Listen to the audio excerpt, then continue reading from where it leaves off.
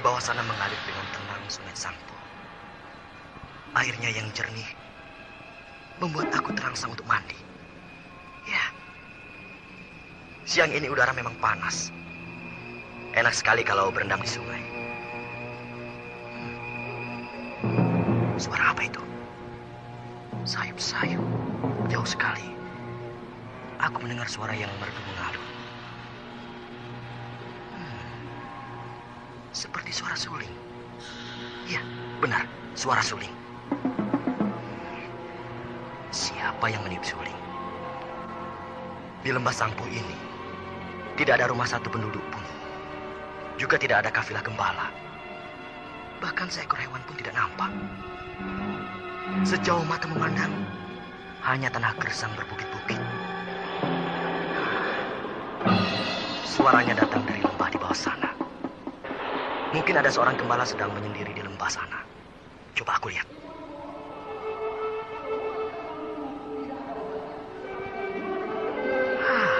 Benar. Di bawah sana, di bawah pohon liu, seseorang duduk sambil meniup suling. Suara sulingnya amat merdu. Melakukan lagu syahdu yang mendayun-dayu. Dia seorang laki-laki, sudah tua, berpakaian putih-putih, sedang asik meniup suling, duduk bersandar pada pohon liu. Mungkin dia seorang pengembara. Daripada tidak ada teman, aku ingin berkenalan dengan si peniup suling itu. Aduh, kenapa telingaku sakit? Aduh, kenapa suling itu lagunya jadi begini? Sakit sekali menusuk genang telingaku. Aduh, telingaku sakit. Sakit. Hentikan!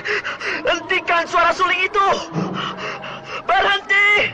Hentikan meniup suling! Hentikan meniup suling!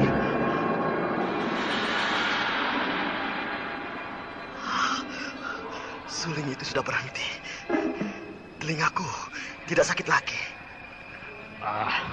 Maaf. Kalau suara suling saya membuat kau repot, anak muda. Maklumlah, saya baru belajar meniup suling. Ketika saya masih jauh, lagu yang Bapak mainkan enak sekali, merdu. Tapi ketika saya mendekat, mengapa Bapak meniup suling dengan mengerahkan tenaga dalam? Sehingga saya menjadi tersiksa. Sebab telinga saya sangat sakit. Rasanya telinga saya ini mau pecah. Apakah Bapak sedang menatil tenaga dalam lewat suara? Ataukah memang sengaja hendak mencelakai saya? Kedua-duanya. Maksud Bapak? Melatih tenaga dalam dan sekaligus menguji kemampuan daya tahan seorang pemuda asing dari negeri Jawa Dwipa. Bapak tahu, saya dari negeri Jawa Dwipa. Oh, tentu saja tahu, anak muda. Namamu telah menggemparkan wilayah ini sampai ke kaki pegunungan Karakorum. Saya hanyalah seorang pengelana yang kurang berarti. Siapakah Bapak ini? Nama saya Ragupta. Teman-teman saya menjuluki saya Seruling Hantu. Seruling Hantu? Ya. Sungguh mengerikan julukan Bapak Ragupta. Tapi cocok. Sebab suara suling Bapak mengerikan. Membuat bulu roma saya merinding. Bapak Ragupta agak berbeda dengan orang di sini. Apakah Bapak juga seorang pendatang seperti saya? Iya, saya dari Karakorum. Oh ya? Bukankah Anda juga baru datang dari Karakorum? Iya, benar. Kalau begitu, berbahagialah kau anak muda. Bisa menempuh perjalanan dengan sangat cepat. Karena memiliki seekor burung Raja Wali raksasa. Hah? Bapak tahu? Dari lembah Sangpo ini dapat melihat ke angkasa raya dengan leluasa. Jadi saya dapat melihat Anda yang sedang meluncur di angkasa, menunggang burung Raja Wali raksasa. Bukan main. Sangat menakjubkan. Seumur hidup saya baru kali ini melihat adanya seekor burung Raja Wali raksasa. Tadinya saya tidak percaya ketika mendengar cerita si Gandong tentang adanya seorang manusia yang menunggang burung Raja Wali raksasa. Si Gandong? Iya, si Gandong yang menceritakannya kepada saya. Kenapa kau menjadi tegang? Dan jadi gugup sekali. Mm, Bapak Ragupta Ya, ya. ada hubungan apa dengan si Gandong? Oh, dia murid saya. Si Gandong murid Bapak Ragupta? Iya, benar. Ah, Tidak usah gugup, anak muda. Saya memang gemar sekali berkenalan dengan seorang anak muda yang memiliki ilmu yang tinggi. Itulah makanya saya menunggu di sini. jadi Bapak berada di sini memang sengaja menunggu saya. Benar, anak muda. Bapak Ragupta, Iya, ya. saya pun senang sekali dapat berkenalan dengan Bapak. Tapi hendaknya perkenalan kita, perkenalan yang sehat. Maksudmu? Saya tidak memiliki ilmu yang tinggi, seperti yang digembar-gemborkan orang. Terbukti waktu bertarung dengan si Gandong, hasilnya seimbang. Saya dan Gandong sama-sama roboh.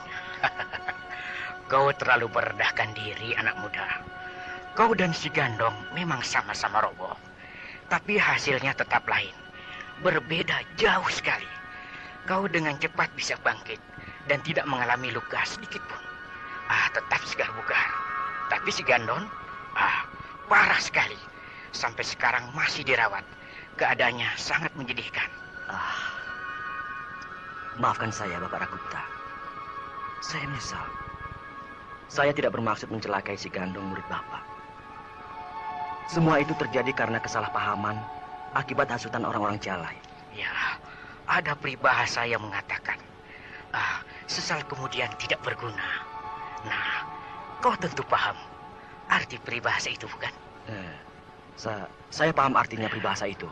Lalu, maksud Bapak? Ya, seperti yang saya katakan tadi, bahwa saya gemar sekali berkenalan dengan seorang tokoh yang memiliki ilmu tinggi. Apalagi seorang asing yang datang dari negeri yang jauh. Bapak Ragupta, saya tidak mau menanam bibit permusuhan. Saya ingin persoalan ini dicukupkan sampai di sini saja. Oh, aku juga tidak senang mencari musuh. Melainkan aku hanya ingin berkenalan belaka. Barangkali mudah-mudahan aku bisa mendapat pelajaran tambahan. 1 atau 2 jurus tentang permainan yang hebat dari orang Jawa Dwipa. Jangan merasa sungkan dan jangan terlalu merendahkan diri. Nah, berdirilah di lembah Sangfo ini. Tempatnya luas dan leluasa. Lagi pula tidak ada orang lain selain kita berdua. Jadi tidak akan ada yang mengganggu permainan kita. Marilah, kita saling tukar pelajaran. Iya, apa boleh buat. Meskipun saya masih dangkal dalam hal permainan jurus, tapi saya akan mencoba untuk mempertahankan diri. Bagus, mari kita mulai. Baik. Sebelum kita mulai, ada baiknya kita saling memberi hormat. Maksudnya, supaya permainan kita adalah permainan yang jujur dan bersih. Jadi bukan permainan yang licik dan kotor. Iya, saya setuju. Ya. Aduh, gila. Dia membukukan badan menghormat padaku. Tapi anggukan kepalanya yang disertai tubuhnya yang membungkuk mengeluarkan angin pukulan yang hebat. Angin kibasannya mengandung tenaga dalam yang sangat kuat. Aku harus hati-hati. Tenaga dalam Bapak Ragupta itu sudah mencapai tingkat yang sempurna. Hanya dengan kibasan angin saja, aku hampir terjengkang ke belakang. Sudah siap, anak muda? Sudah. Mari kita mulai. Baik. Hup! Ya!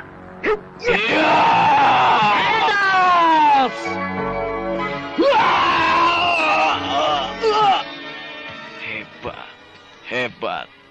Semua lawan-lawanku roboh dan tumbang bila aku gempur dengan ilmu tulang karang. Tapi kau hanya terdorong beberapa langkah ke belakang dan tetap berdiri dengan tegak. Berarti kau memang dapat menguasai ilmu kadikjayaan dengan baik. Sekarang mari kita tingkatkan dengan ilmu kadikjayaan yang setingkat lebih tinggi dari yang tadi. Sudah aku katakan bahwa aku bukan orang yang hebat. Aku hanya punya satu saja, yaitu ajian tapak saketi. Jadi, meskipun kau akan mempergunakan beberapa jenis ilmu kadikjayaan, aku tetap saja hanya mempergunakan satu jenis, yaitu ajian tapak saketi. Aku tidak percaya. Terserah Bapak. Baik, akan aku lihat. Sekarang, tahanlah ilmu lipatan belalai. Apakah Aku akan dililit oleh belalai gajah? Ya, aku akan melilitmu dan membantingnya ke tanah. Nah, apakah kau mampu bertahan? Akan saya coba.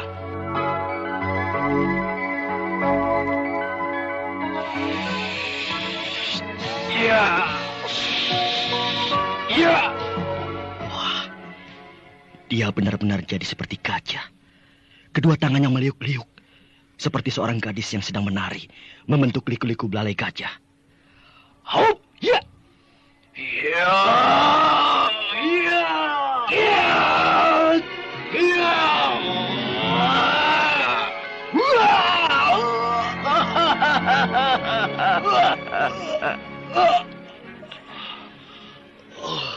Hebat sekali daya tahanmu, anak muda. Aku memang berhasil melilitmu, lalu mengangkat tubuhmu, kemudian membantingmu ke tanah. Dan kau terbanting keras sekali. Tapi kau masih bisa merayap, bangun, perlahan-lahan berdiri. Hebat, hebat. Sebab seharusnya kau sudah terkapar, semua tulang-tulang tubuhmu remuk. Tapi tidak, kau tetap bisa berdiri lagi, meskipun dengan sempoyongan. Ya, kau kuat sekali, Bentar. Baik, sekarang tahan. Ilmu angin kering menyapu padang.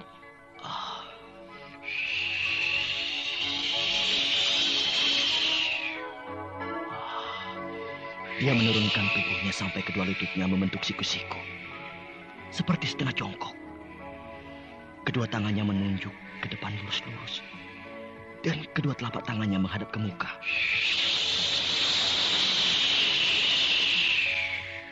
Hah? Panas! Hah, panas sekali. Kedua telapak tangan Ragupta mengeluarkan api. Angin itu hanya angin yang kecil. Sepoi-sepoi. Biasa saja. Tapi hawanya terasa panas. Panas sekali. Celaka. Dia mengerahkan tenaga dalam panas api.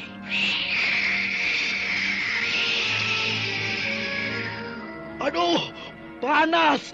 Panas sekali. Aduh, panas. Panas. Panas sekali.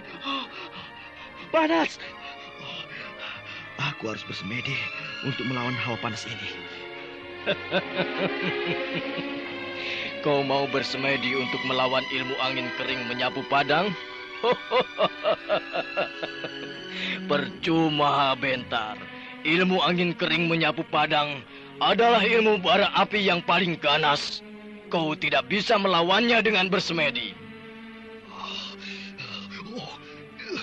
Panas. Aku tidak kuat.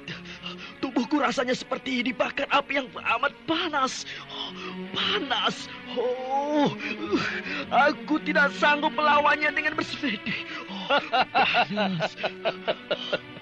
Sebentar lagi kau akan gosong. Tubuhmu hangus.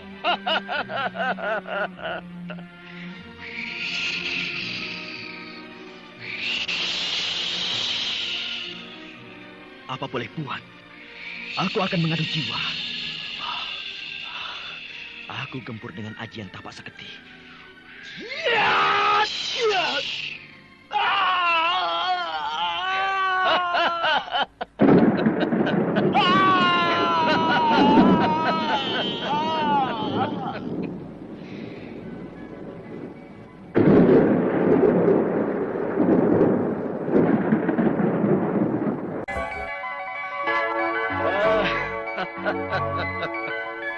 Bukan main.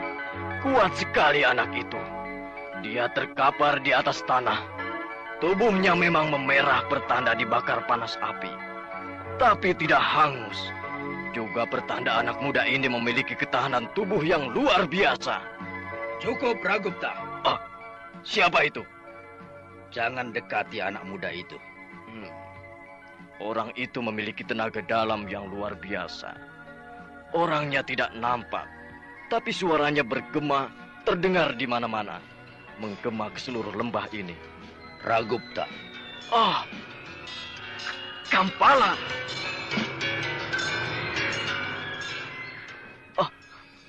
Kampala, kau ada apa?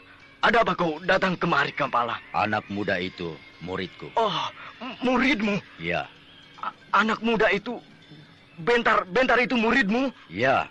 Oh, aku sama sekali tidak tahu, Kampala. Kau sudah tua. Oh, Sudah menjadi seorang tokoh. Termasuk jajaran kelas atas. Masih juga suka mengurusi perkara anak-anak. tapi rasanya mustahil. Anak muda itu orang asing dari negeri Jawa Dwipa. Mengapa bisa menjadi muridmu? Aku mau punya murid orang Jawa Dwipa. Orang Mongol, orang Campa, orang Ligor. Apa urusanmu? Aku benar-benar tidak tahu sama sekali kalau Bentar itu muridmu. Kau telah menyakiti muridku. Kau tahu buntutnya, bukan? Sebentar, Kampala. Aku rasa adil. Adil? Ya, dia Bentar melukai muridku, si Gandong. Jadi adil kalau aku memberikan sedikit pelajaran kepada si Bentar. Murid dengan murid. Guru dengan guru. Itu baru namanya adil. Bagaimana, Ragupta? Kenapa kau diam? Kampala, meskipun kau seorang biksu yang terkemuka, tapi kalau kau akan memberi pelajaran kepadaku, aku tidak akan mundur. Baik, bersiaplah. Iya. Kabarnya kau sudah berhasil menciptakan ilmu yang baru, yaitu ilmu badai salju. Nah, coba kau perlihatkan. Apakah ilmu ciptaanmu badai salju bisa mengungguli ilmu ciptaanku, ilmu salju menyiram bumi? Kau memaksa aku, Kampala. Iya. Ya.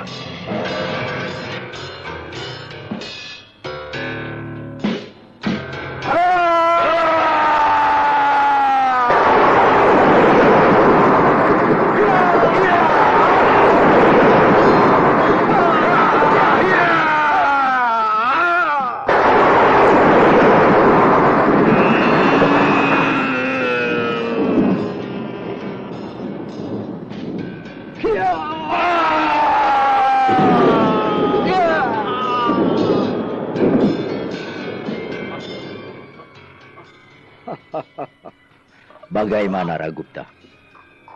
Kau memang hebat, Biksu Kampala. Kau juga hebat, Ragupta.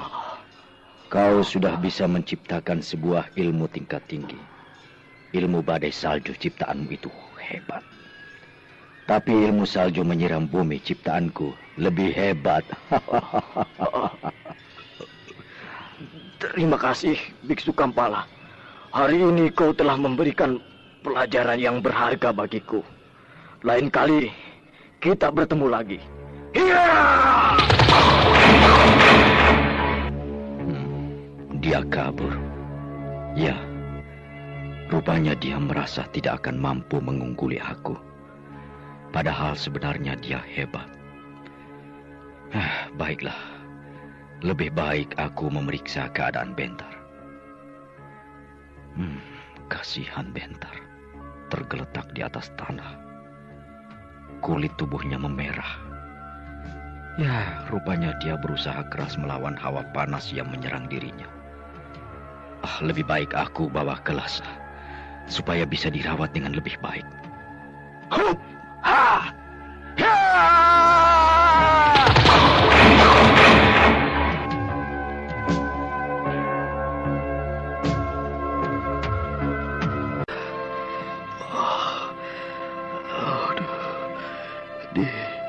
Di mana aku ini?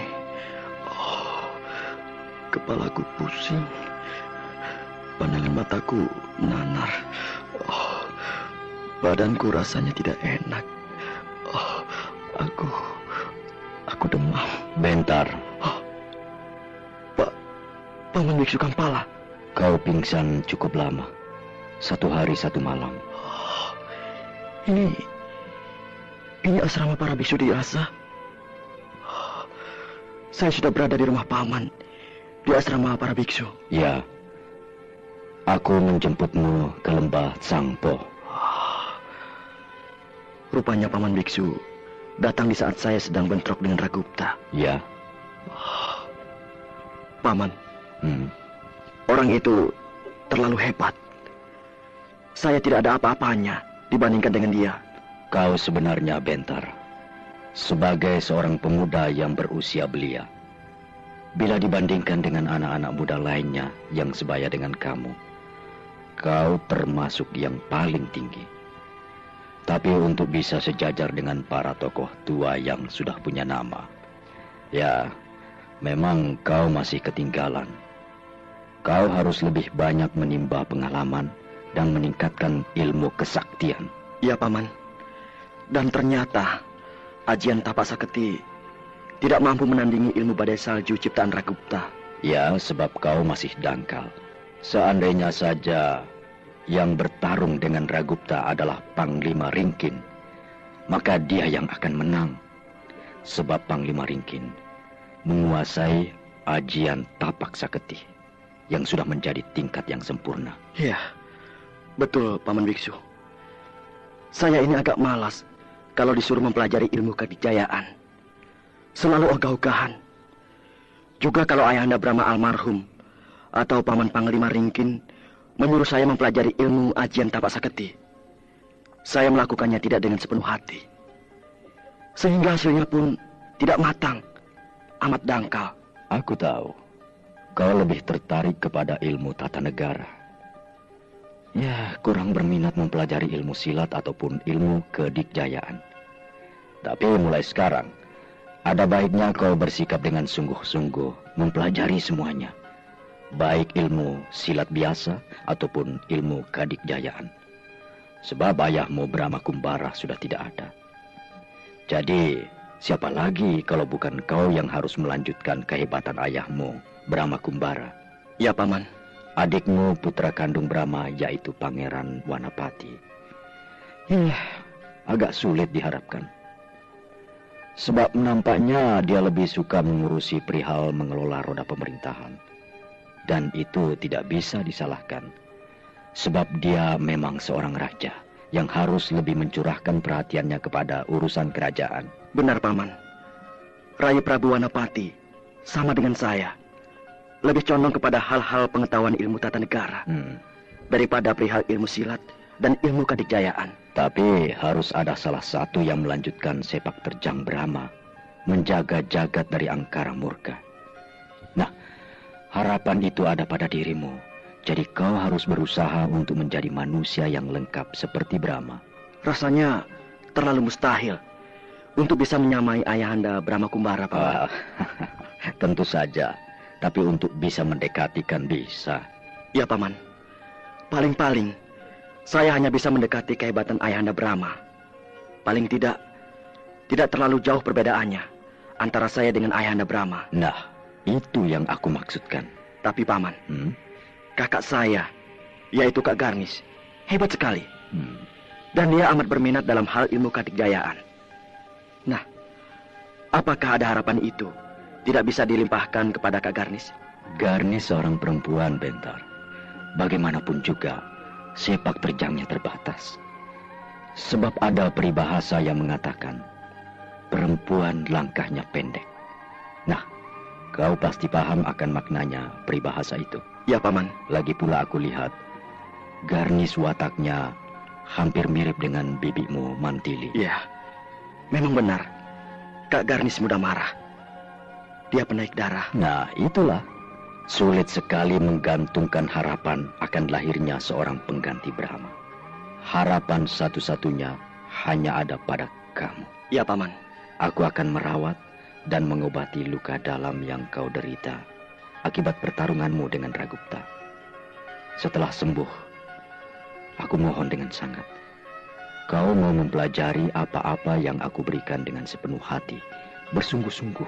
Saya berjanji, Paman. Saya akan mempelajari semua yang Paman berikan kepada saya dengan sepenuh hati. Bagus. Kau tahu meningkatkan diri ke dalam tahapan paling sempurna pada ajian tapak saketi. Tahu, Paman Biksu. Sebab memang sebenarnya saya tahu tata cara penyempurnaan ajian tapak saketi. Tapi karena tidak berminat itulah, saya tidak pernah melakukannya. Sehingga sampai sekarang, saya tidak pernah sempurna di dalam penguasaan ajian tapak saketi. Sekarang aku minta kau menyempurnakannya. Baik, Paman. Saya bersedia. Bila demikian, tidak ada masalah. Aku memberikan ilmu pasangannya. Ilmu pasangannya? Ya, Apakah Paman Biksu Kampala bermaksud melakukan penggabungan dua buah ilmu kadikjayaan? ya. Ketika aku berkelana mencari ayahmu, mengembara menjelajahi tanah Jawa Dwipa, berkali-kali aku bertempur dengan tokoh-tokoh di sana. Semuanya itu menambah perbendaharaan yang bermanfaat bagiku di dalam kegemaranku menciptakan ilmu kesaktian. Terutama ketika aku memasuki wilayah kerajaan Madangkara, aku digempur habis-habisan oleh jago-jago Madangkara. Bahkan sebanyak 5 kali, aku bertarung dengan para jawara. 5 orang jawara Madangkara. Semuanya mempergunakan ajian tapak saketi. Ya, memang. Para jawara Madangkara dibekali ajian tapak saketi. Benar. Dan hal itu mendatangkan keuntungan bagiku. Keuntungan? Ya. 5 kali bertarung dengan lawan yang mempergunakan ilmu yang sama membuat aku menjadi hafal. Paman benar. Ibarat diberi pelajaran yang sama sebanyak 5 kali, maka lama-lama menjadi hafal dan mengerti. Akhirnya aku tahu benar di mana letak kelemahan dan kekuatan ajian tapak saketi. Iya.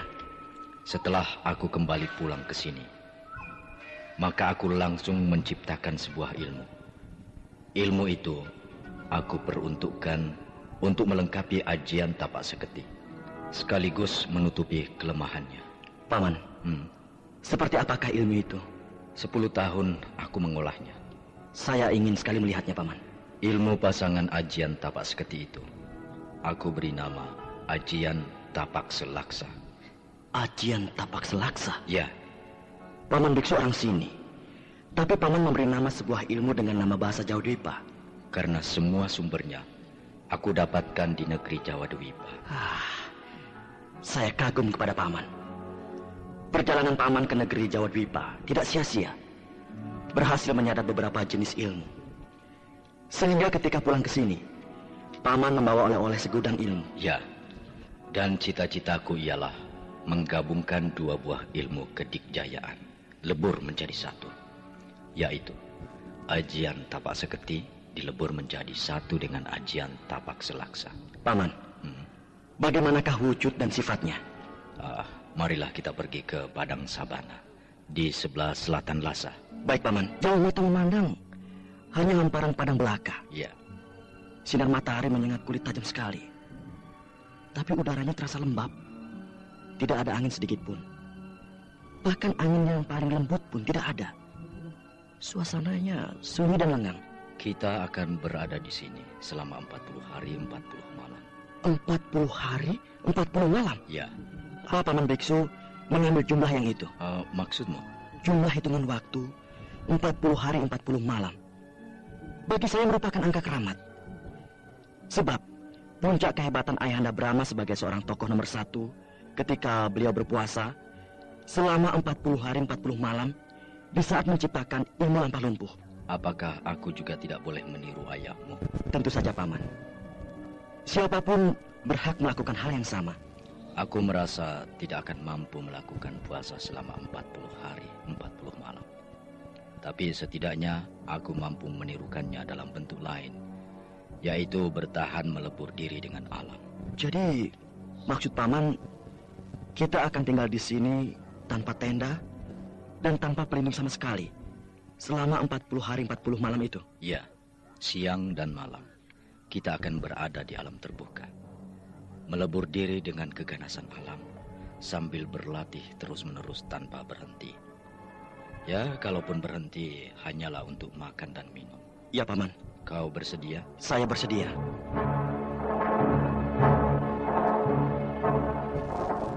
Coba kau melakukan sikap ajian tapak saketi. Baik, Paman. Hup, ya. Ya, Inilah sikap ajian tapak saketi, Paman. titik pusat kendali pada kedua kepalan tinju, bukan? Benar, Paman. Sebab ajian tapak saketi adalah jenis ilmu kadikjayaan yang bersifat menyerang, yang bertumpu kepada daya gempur. Itulah makanya kedua tinju dikepalkan. Nah, sekarang pindahkan titik pusat kendali kepada kedua telapak kaki. Telapak kaki? Ya. Tanpa melepaskan titik pusat kendali yang berada pada kepalan kedua tinjau. Memang berat. Sebab kau harus membagi titik pusat kendali menjadi dua bagian yang sama kuat. Tapi cobalah melakukannya. Baik, Paman.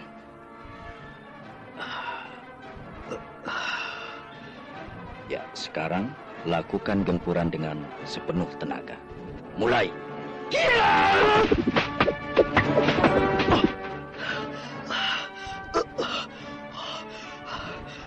Kenapa saya limbung? Tubuh saya sempoyongan, mau jatuh. Karena kedua kakimu tidak mempunyai kekuatan lagi sebagai tempat berpijak. Sehingga kau oleng dan sempoyongan. Benar, Paman. Saya jadi kehilangan arah. Sebab ketika saya melakukan gempuran, kedua kaki saya tidak mendukung sama sekali. Saya merasa badan saya jadi ringan dan seolah-olah ada tenaga yang mau melemparkan saya ke atas. Itulah ajian tapak selaksa. Oh, benarkah, Paman? Itu baru bagian yang kecil. Ya, Paman. Lagi pula kau melakukannya jauh dari sempurna. Titik pusat kendali pada kedua telapak kakimu masih ngabur. Karena kau belum bisa membagi titik pusat kendali menjadi dua bagian yang memiliki kekuatan yang sama. Sukar sekali, Paman.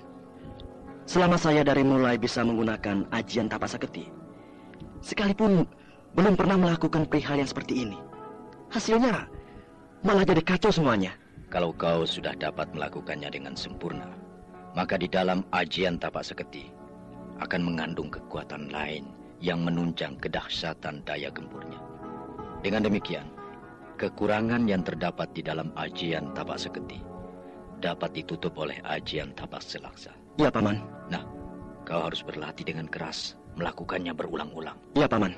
Sebab dalam perkembangannya nanti, kau bukan hanya harus dapat membagi titik pusat kendali kepada kedua telapak kaki saja, tapi ke seluruh tubuh, sesuai dengan kebutuhannya. Dan tanpa melepaskan titik pusat kendali yang utama, yaitu di kedua kepalan tinju. Ya, Paman. Dengan begitu, ajian tapak saketi sudah lebur menjadi satu dengan ajian tapak selaksa, menjadi bentuk yang lain. Namun tidak menghilangkan ciri utama dari ajian tapak saketi. Ya, Paman. Nah, mari kita mulai lagi. Baik, Paman. Bagus sekali, Bentar. Ternyata kau memiliki bakat yang besar untuk menjadi seorang pendekar yang dapat menguasai ilmu kedikjayaan tingkat tinggi. Ya, tidak seperti yang selama ini diragukan oleh orang-orang bahwa kau seorang kutu buku yang tidak akan mampu menguasai ilmu kedikjayaan tingkat tinggi. Semua itu berkat Paman Biksu Kampala yang menggemeng saya tanpa kenal lelah. Usahaku akan tetap sia-sia bila kau sendiri tidak membantunya dengan kesungguhan hati. Ya, Paman. Sekarang, ayo, kita pulang. Baik, Paman.